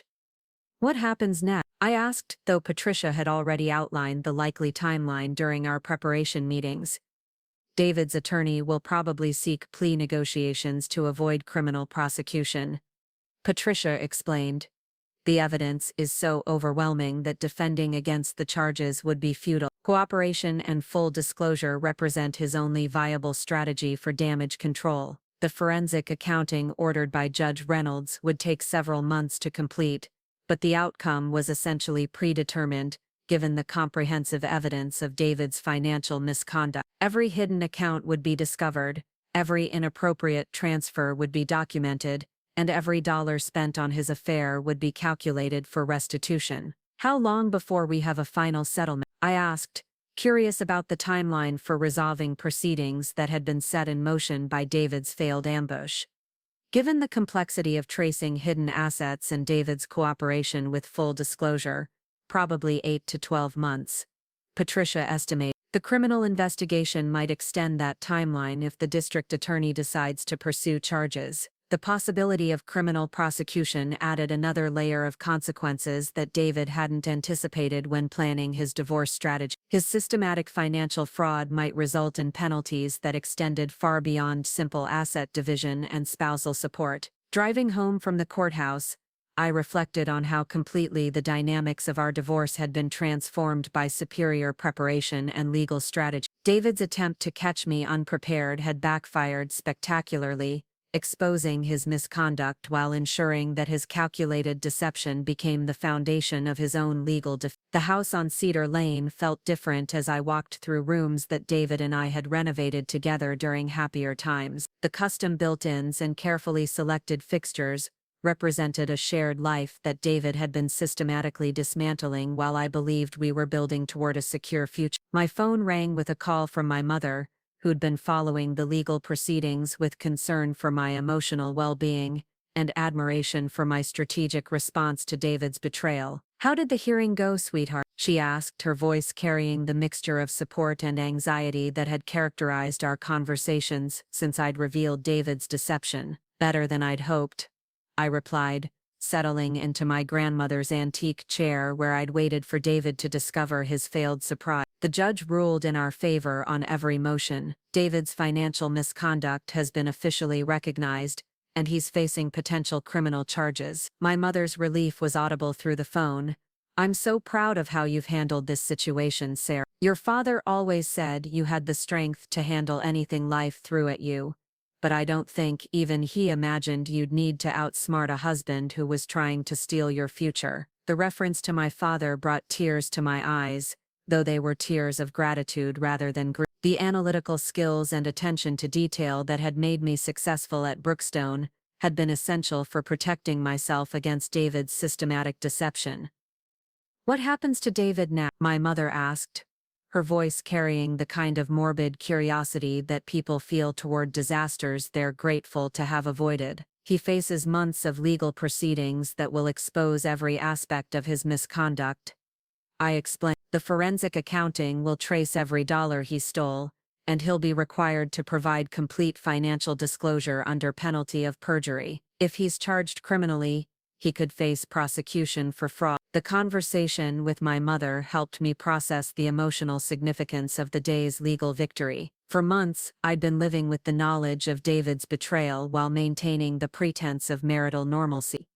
Having a judge officially recognize his misconduct and order comprehensive remedies felt both validating and liberating. That evening, David returned home looking defeated and exhausted. The confident businessman who'd planned to control our divorce narrative had been replaced by someone whose future was now determined by court orders and criminal investigations, rather than his own strategic planning. "The attorney says I need to start gathering financial records for the forensic accounting," David said as he sat heavily on our living room couch. Everything from the past 3 years, including business records and investment statements. The forensic accounting would expose the full extent of David's financial deception while documenting exactly how much marital money he'd systematically stolen over the past 18 months. His cooperation with this process was no longer optional.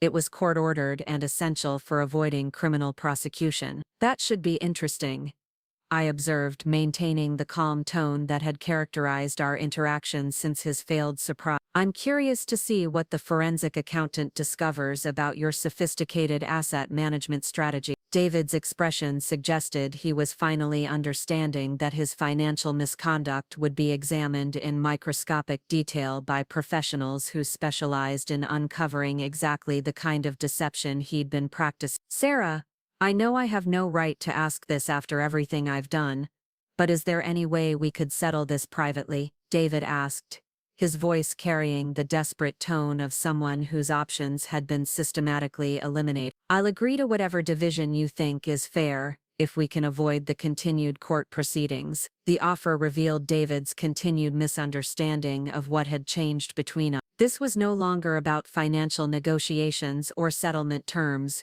It was about accountability and consequences for systematic deception that had nearly succeeded in destroying my financial security. David, you spent 18 months planning to steal our assets while lying to my face about your activities, I replied calmly. The court has ordered forensic accounting and criminal investigation because your misconduct extends beyond simple divorce issues. This isn't something that can be resolved with private negotiations. David's recognition that he'd lost control of the proceedings was evident in his defeated posture and anxious demeanor. The man who'd been so confident about his strategic planning was now dependent on court orders and prosecutorial discretion for determining his future. What about Lisa? David asked, probably wondering whether his relationship with his affair partner would survive the stress of legal proceedings and potential criminal liability. Is she going to be required to testify in all the court hearings? Lisa will be called as a witness whenever her testimony is relevant to documenting your financial misconduct, I explained matter-of-factly. Every gift you bought her, every dinner you paid for, every hotel room you shared will need to be documented for the asset dissipation calculation. David's face went pale as he considered the implications of Lisa being questioned under oath about every aspect of their relationship. Her testimony would provide official confirmation of his affair, while documenting exactly how much marital money he'd spent on impressing his girlfriend. She's already talking about ending our relationship, David admitted, his voice barely audible.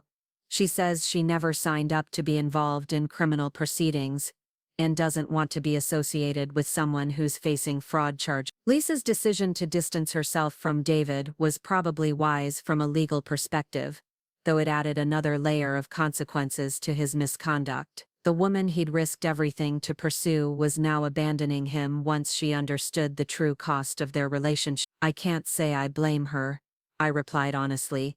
Learning that your boyfriend has been using his wife's money to finance your relationship while lying about his marital status would probably change most people's romantic feelings. David's comprehensive defeat was now complete. His marriage was ending in scandal and criminal investigation.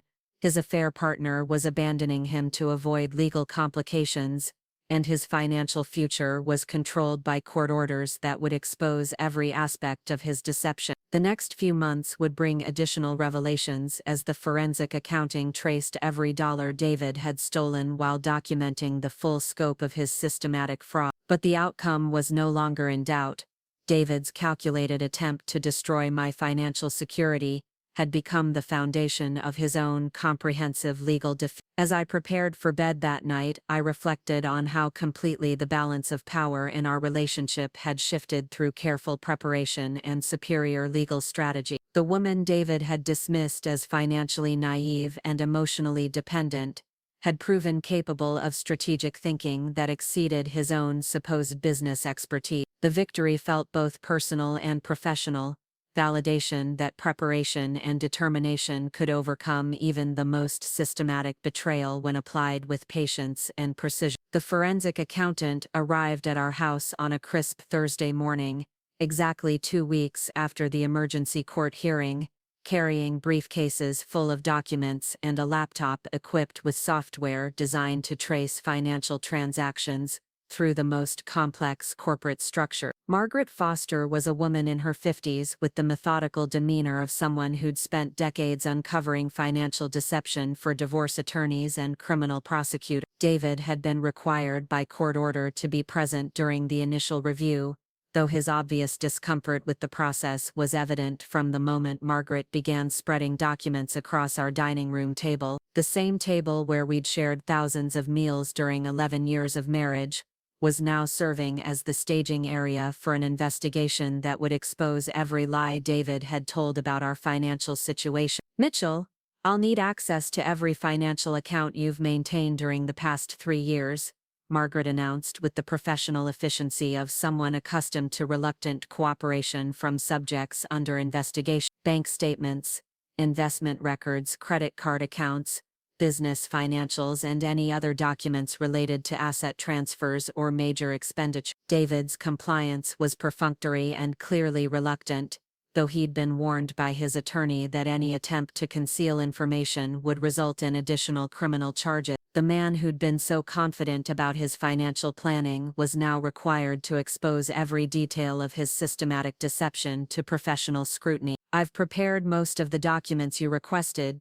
David said, gesturing toward several boxes of financial records he'd assembled with obvious reluctance, though some of the business records might take additional time to compile complete. Margaret's expression suggested she'd heard similar claims from other subjects who hoped to delay or complicate the investigation process. "Mr. Mitchell, the court order requires complete disclosure within 30 days. Any delays in providing requested documentation will be reported to Judge Reynolds and may result in contempt charges." The threat of contempt charges motivated David to abandon any thoughts of strategic delay he might have been considering. His attorney had probably already explained that his cooperation with the forensic investigation was essential for any plea negotiations he might attempt with the district attorney's office. I remained present during the initial review session, partly because Patricia had advised me to monitor the proceedings, and partly because I was genuinely curious to see how comprehensive David's financial deception had actually been. The evidence I'd compiled over months of investigation had revealed systematic misconduct,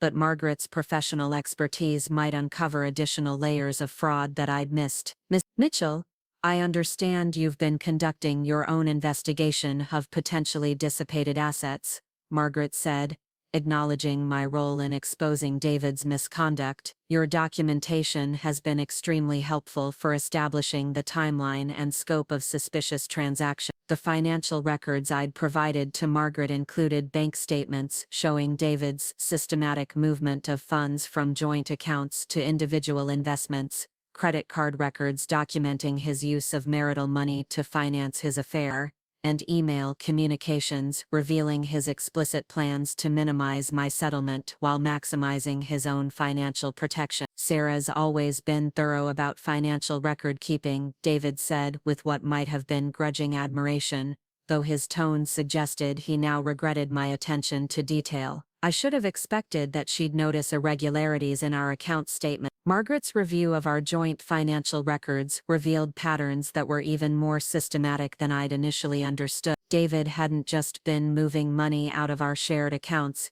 he'd been restructuring our entire financial foundation in preparation for a divorce that would leave me with minimal access to assets we'd built together over 11 years of marriage. "Mr. Mitchell, these records show significant asset transfers beginning approximately 18 months ago," Margaret observed, pointing to transactions that formed a clear pattern of deliberate financial preparation. "Can you explain the business justification for moving substantial marital assets into individual investment accounts?" David's explanation about investment opportunities and tax advantages sounded increasingly desperate as Margaret pressed him for specific details about his decision-making process. His claims about sophisticated financial planning collapsed under professional scrutiny that revealed the transfers had no legitimate business purpose beyond hiding assets from his wife. The timing of these transfers corresponds precisely with your initial consultation with divorce attorneys. Margaret continued, referencing the timeline Patricia had established during our legal preparation. This suggests systematic preparation for divorce rather than routine financial management. The correlation between David's attorney consultations and his asset transfers was damning evidence that his financial misconduct had been deliberate and premeditated rather than simple poor judgment or communication failure. Margaret's analysis would make it impossible for David to claim his actions had been motivated by legitimate business considerations. But Margaret's investigation revealed fraud that extended beyond simple asset transfer. David had been systematically undervaluing business interests in preparation for divorce proceedings, manipulating financial records to minimize the apparent worth of investments that would be subject to marital property division. Ms. Mitchell, the valuation you've provided for your construction business appears inconsistent with the financial performance documented in these tax returns, Margaret noted, comparing David's divorce-related financial disclosures with official business records. Can you explain this discrepancy? David's business valuation for divorce purposes had been calculated using outdated metrics that didn't reflect current market conditions or recent contract awards. The systematic undervaluation was clearly designed to minimize the business assets that would be subject to equitable distribution during our divorce proceeding. Market conditions in construction have been volatile, David replied weakly, though his explanation didn't address why his valuation methodology differed so dramatically from standard industry practices. I thought it was prudent to use conservative estimates rather than inflated projections. Margaret's expertise in forensic accounting made David's explanations sound increasingly ridiculous as she demonstrated how his conservative estimates contradicted every objective measure of business performance. His construction company had been thriving during the period when he claimed its value was declining,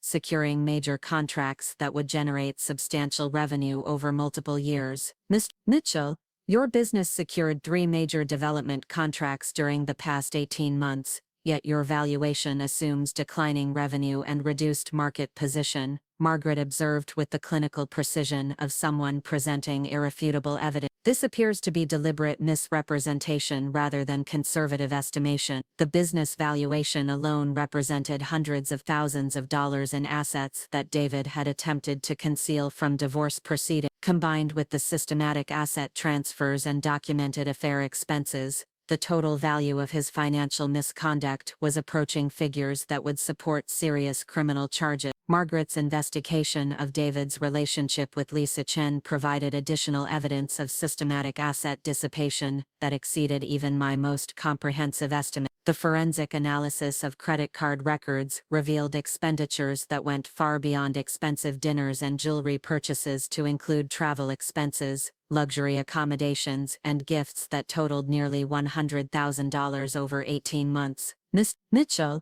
these records show charges for a vacation rental in the Bahamas during a period when you told your wife you were attending a construction industry conference, Margaret noted, pointing to credit card statements that documented a romantic getaway that had cost over $8,000. Can you explain this expenditure as a legitimate business expense?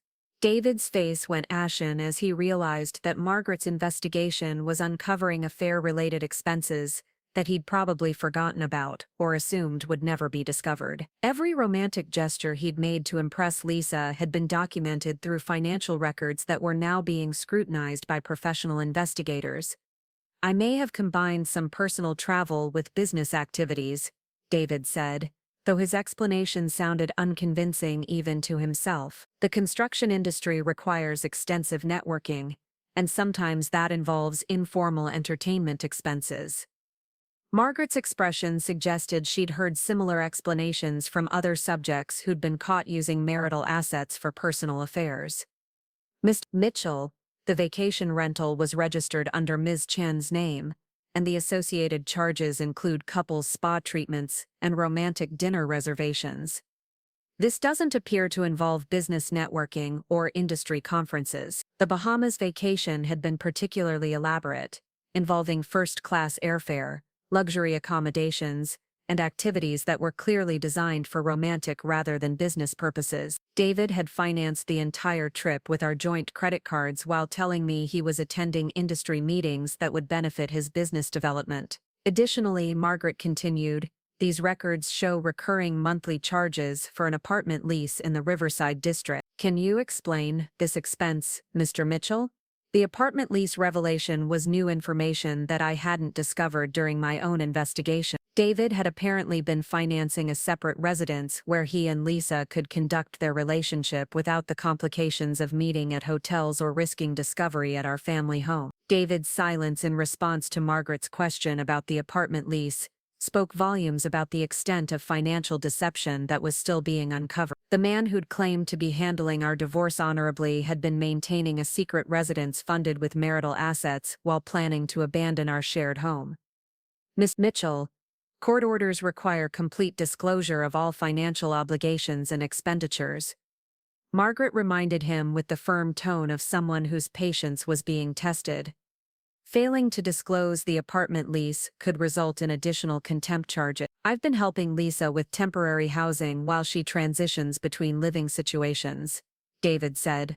Finally, his voice barely audible as he was forced to acknowledge another layer of his deception. It was supposed to be a short-term arrangement that wouldn't affect our marital finances significantly. The apartment lease had been active for 8 months, representing substantial monthly expenses that David had concealed from our household budget while claiming our finances were too tight to afford the home improvements I'd been requesting. He'd been systematically diverting marital funds to support his secret life with Lisa while denying me access to money for legitimate household needs. Margaret's analysis of the apartment expenses revealed that David had been paying not just rent but also utilities, cable services, and furnishing costs for a residence where he and Lisa could live together without his wife's knowledge. The total monthly expenditure exceeded our home mortgage payment, representing a massive diversion of marital assets for personal benefit. The apartment lease agreement lists both you and Miss Chen as tenants, Margaret observed, reviewing documents that David had been required to provide. This suggests a more permanent living arrangement than temporary assistance with housing transition. David's plan had apparently included moving in with Lisa immediately after serving me with divorce papers,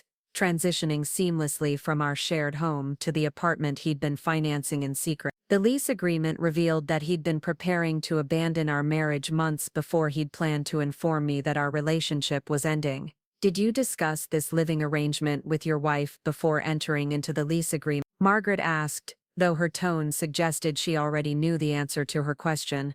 Sarah and I were already having difficulties in our marriage, David replied evasively, avoiding direct acknowledgement that he'd concealed major financial commitments from his wife. I thought it would be better to have alternative arrangements prepared before making our separation official. Margaret's investigation revealed that David's preparation for our separation had been far more extensive than even my comprehensive surveillance had uncovered. He'd been systematically building an entirely separate life funded with marital assets while maintaining the pretense of commitment to our shared future. Mitchell, these financial records suggest you've been operating essentially 2 separate households for the past 8 months. Margaret summarized with clinical precision. The marital residence you shared with your wife and the apartment you maintained with Chen, both funded through joint marital accounts. The revelation about David's double life was stunning even to me, despite months of investigation that had exposed his systematic deception. He hadn't just been having an affair, he'd been living with another woman while maintaining our marriage as a financial convenience that funded his secret relationship. Margaret's investigation also uncovered evidence that David had been preparing to transfer ownership of our family home to himself individually, removing me from the property deed through legal maneuvers that I would have discovered only after the transfer was completed. Ms. Mitchell, these documents show consultations with real estate attorneys about property title transfers, Margaret noted, presenting evidence of another layer of David's systematic planning. Can you explain the purpose of these consultations? David's plan had apparently included not just hiding liquid assets,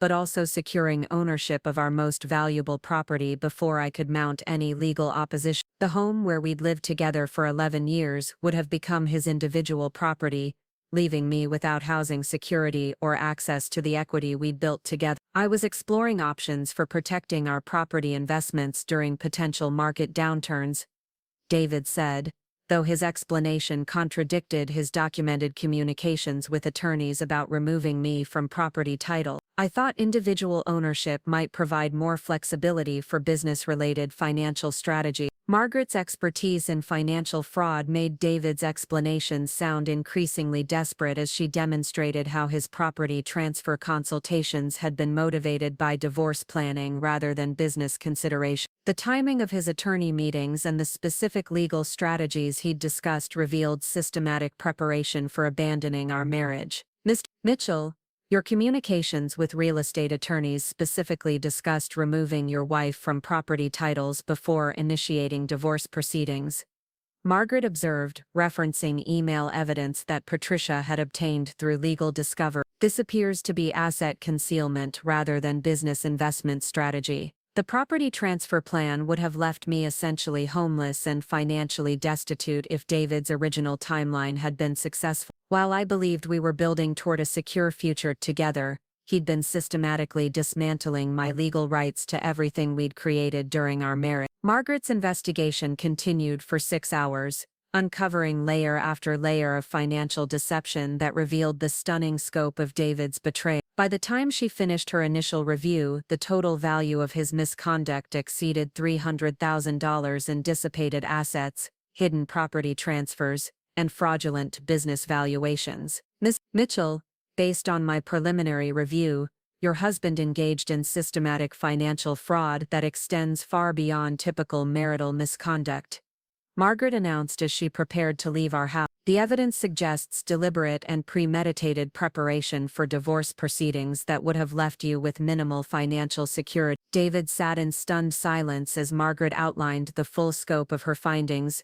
probably realizing for the first time how thoroughly his deception had been exposed. The man who'd been so confident about his strategic planning was now facing criminal investigation for fraud that exceeded anything he'd probably imagined possible. What happens next? I asked Margaret, though Patricia had already prepared me for the likely timeline and consequences of the forensic investigation. I'll prepare a comprehensive report documenting all financial misconduct for presentation to Judge Reynolds and the district attorney's office, Margaret explained. Mr. Mitchell will be required to provide restitution for all dissipated assets, plus interest and penalties. Depending on the prosecutor's evaluation, he may also face criminal charges for fraud and financial misconduct. After Margaret left, David and I remained in our dining room surrounded by the financial documents that had exposed every aspect of his systematic betrayal. The evidence was overwhelming in its scope and precision, making denial or minimization impossible. Sarah,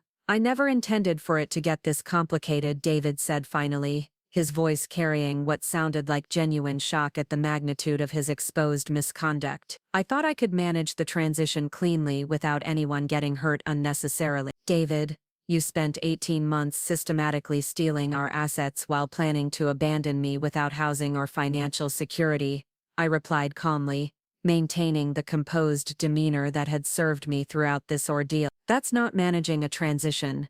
That's comprehensive financial fraud designed to destroy your wife's future while protecting your own interest. David's recognition that his misconduct extended far beyond poor communication or marital difficulties was evident in his defeated posture and anxious demeanor. The forensic investigation had revealed systematic fraud that would be impossible to explain away as simple relationship problems. How much do you think the restitution will be? David asked, probably calculating whether his remaining assets would be sufficient to satisfy court-ordered repayment while maintaining his own living expense. Margaret's preliminary estimate suggests over $300,000 in dissipated assets, I informed him, watching his face go pale as he processed the financial implications, plus interest, penalties and legal fees for the forensic investigation. The restitution order alone would consume most of David's remaining assets, effectively ensuring that his attempt to steal our marital wealth would result in his own financial destruction. His systematic fraud had backfired so completely that he would emerge from our divorce proceedings with significantly less money than he would have received through honest negotiation. What about the criminal charges? David asked,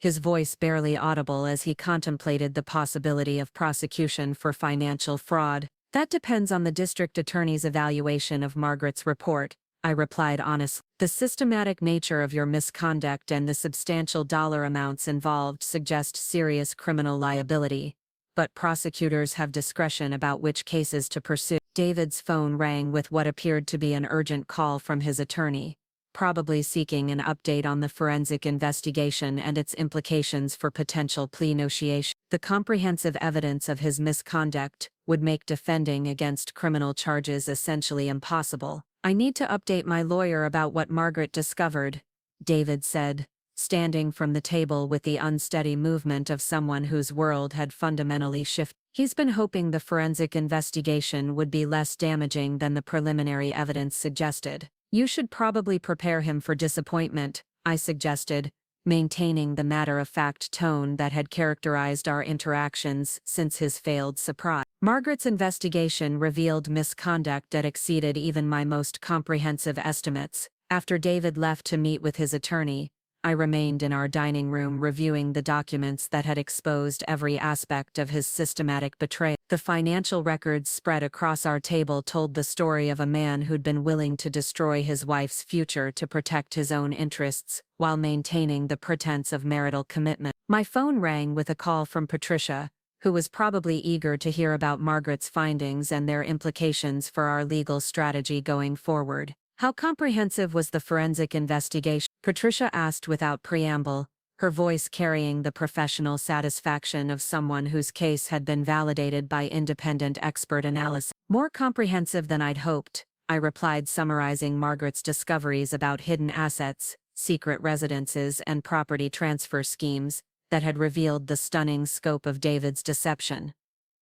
"The total value of his misconduct exceeds $300,000. Patricia's whistle of appreciation was audible through the phone. "That level of financial fraud will definitely support criminal prosecution if the district attorney decides to pursue charges. David's misconduct goes far beyond typical divorce disputes into systematic financial crime. The criminal investigation would proceed independently of our divorce proceedings, though any prosecution would strengthen our position in family court while ensuring that David faced appropriate consequences for his systematic deception." "What's our timeline for final settlement?" I asked, curious about how the forensic investigation results would affect the schedule for resolving our divorce proceedings. "Margaret's report should be completed within 6 weeks, Patricia explained. "Once that's filed with the court, we can move toward final hearings on property division and support orders. David's cooperation with restitution and his criminal exposure will probably motivate him toward settlement rather than continued litigation." The possibility that David might finally be ready for honest negotiation was appealing, though I was prepared to continue court proceedings as long as necessary to ensure appropriate accountability for his misconduct. That evening, David returned home looking even more defeated than when he'd left for his attorney meeting. The comprehensive evidence of his financial fraud had apparently eliminated any hope his lawyer might have had for minimizing the legal consequence. "My attorney says the forensic investigation results make plea negotiations our only viable option," David announced as he slumped onto our living room couch. "The evidence is too overwhelming to defend against, and the dollar amounts involved make criminal prosecution likely." David's attorney had probably explained that his systematic financial fraud represented exactly the kind of deliberate misconduct that prosecutors enjoyed pursuing. The comprehensive documentation of his deception would make conviction virtually certain if criminal charges were filed. "What kind of plea arrangement is he suggesting?" I asked, curious about whether David was finally ready to accept responsibility for the full scope of his misconduct. "Complete cooperation with financial disclosure and immediate restitution in exchange for reduced criminal charges," David replied, his voice carrying the defeated tone of someone whose options had been systematically eliminated. "He thinks cooperation is the only way to avoid potential jail time." The possibility of imprisonment had apparently never occurred to David when he was planning his systematic fraud. His focus had been on maximizing his financial advantage rather than considering the legal consequences of stealing substantial assets from his wife. "Are you prepared to provide complete financial disclosure?" I asked, knowing that David's cooperation would require acknowledging misconduct that he'd been denying or minimizing for months. "I don't have any choice," David admitted. "The forensic investigation has already uncovered everything I was trying to hide. Continued denial would just make things worse for me legally." David's recognition that his deception had been comprehensively exposed marked a significant change from his previous attempts to minimize or explain away his misconduct. The man who'd been so confident about his strategic planning was finally acknowledging the magnitude of his failure. "What about Lisa?"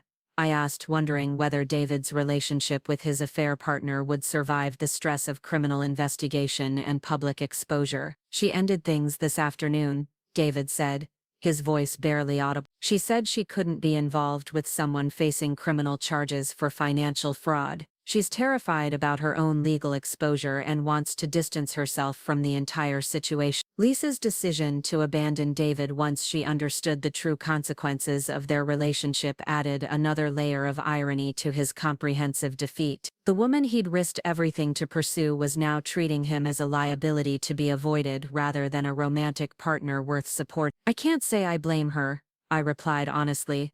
"Learning that your boyfriend has been systematically stealing from his wife to finance your relationship would probably change most people's perspective on continuing the romance." David's isolation was now complete. His marriage was ending in scandal and criminal investigation, his affair partner had abandoned him to protect herself, and his financial future was controlled by court orders and prosecutorial discretion rather than his own strategic plan. The next few months would bring additional revelations, as Margaret's final report documented every aspect of David's systematic fraud, while prosecutors decided whether his misconduct warranted criminal charge. But the fundamental outcome was no longer in doubt. David's calculated attempt to destroy my financial security had become the foundation of his own comprehensive legal and personal defeat. As I prepared for bed that night in the master bedroom David and I had once shared, I reflected on how completely superior preparation and legal strategy had transformed what could have been my destruction into David's downfall. The woman he'd dismissed as financially naive and emotionally dependent had proven capable of strategic thinking that exceeded his own supposed expertise. The victory felt both personal and professional validation that careful preparation and determination could overcome even the most systematic betrayal when applied with patience and precision. David had underestimated not just my capabilities but my resolve to ensure that his calculated cruelty didn't go unpunished. 6 months later, I stood in the lobby of the courthouse holding the final divorce decree that officially ended my marriage to David Mitchell. The document represented more than just legal dissolution.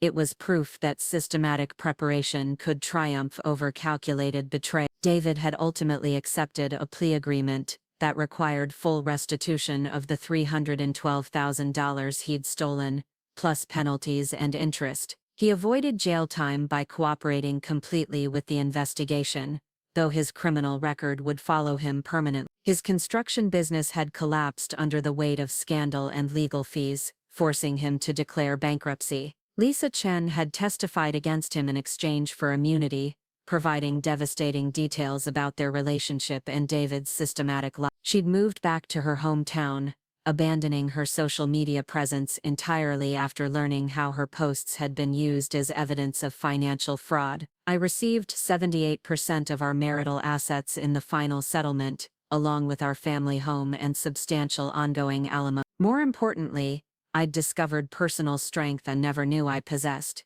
The financial analyst who'd been dismissed as naive had outmaneuvered a man who thought he was the smartest person in the room. 3 years later, I'm running my own successful consulting firm helping other women protect themselves from financial manipulation. My experience taught me that the most effective response to betrayal isn't immediate retaliation, it's patient, methodical preparation that ensures justice becomes inevitable. David works for a small construction company now, his reputation permanently damaged by his criminal conviction. He lives in a modest apartment and drives a used car, paying court-ordered restitution that will continue for years. The confident businessman who'd served me divorce papers believing he held all the cards had learned that underestimating someone based on kindness was his biggest mistake. The woman he'd tried to destroy had emerged stronger, wealthier, and more accomplished than ever before. Sometimes the best revenge isn't getting even. It's getting everything you deserve through your own efforts while watching your betrayer face the consequences of their choices. His anniversary surprise had been designed to demonstrate his power and control. Instead, it became the moment he discovered that his supposedly trusting wife had been several steps ahead all along, orchestrating his own comprehensive downfall. Up next, you've got two more standout stories right on your screen. If this one hit the mark, you won't want to pass these up. Just click and check them out.